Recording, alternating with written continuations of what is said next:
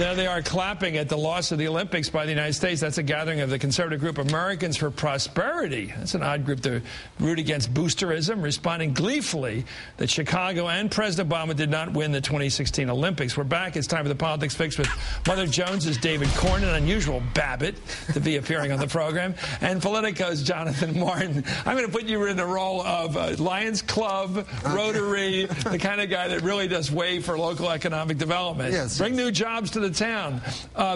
Ironically, you've got the Democrats now doing the kind of boosterism the Republicans have historically done well, which is more jobs for the city. This is going to be great for the town and great for the country.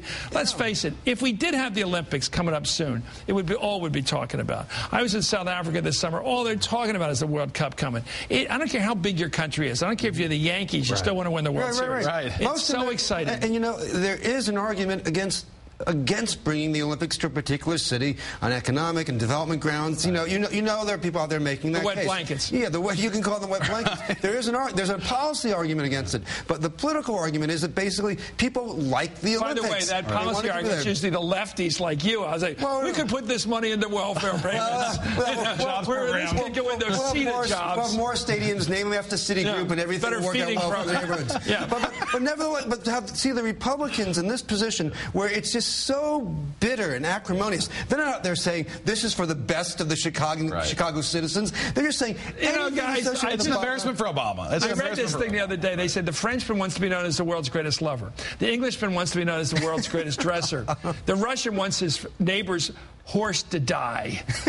You know what I mean? They want some so bad you call them Republicans Russians? They just want some bad news for the person they're competing with. Of course, they're reveling in the fact that the president that they despise had an embarrassing sort of moment here. That's purely what it is. But the irony is pretty rich, though, that the sort of famously patriotic party that called French fries freedom fries a few years ago is now cheering that the U.S. lost in their bid to the Olympics to Rio. If Ronald Reagan, I ran this by Terry Jeffrey, who's just playing his position there. He wasn't going to agree with me, but that's fair enough. That happens here.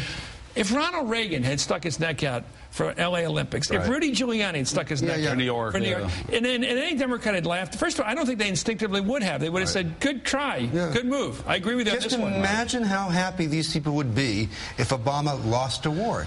I mean, that may even come to pass, but they are just so. Give me that newspaper over there, will you? Come here. Let me tell you. When you're talking about a war, let me just try to remind ourselves what we're talking about. Here's a war. This is real. 8 U.S. soldiers killed in that attack the other day on that outpost, and I'm telling you, it's real. We shouldn't. But let's talk about the Olympics, because I think Terry got confused. This is not nuclear arms negotiations with Gorbachev. No, it's a reflection of the political times where we're so polarized, and anything that's seen as a loss for Obama, regardless of what it is cause for celebration by a lot of folks on the right. I was looking at, we've all seen histories when the O.J. verdict came in, black and white reactions. That's right. That instantaneous reaction is very telling. Right. Oh, yes. And it's not a game. These people's glee was real. That was what was kind of frightening about it. But I remember after 9/11, and for all the people on the left and the Democrats who really despised George W. Bush, who didn't think he'd been elected legitimately, and who also thought the tax cuts and everything he'd done up to that point was really bad for the country, a lot of them were rooting for him after 9/11 because they saw that the problems that the country had were serious enough that even if you don't like the guy, he's the guy there.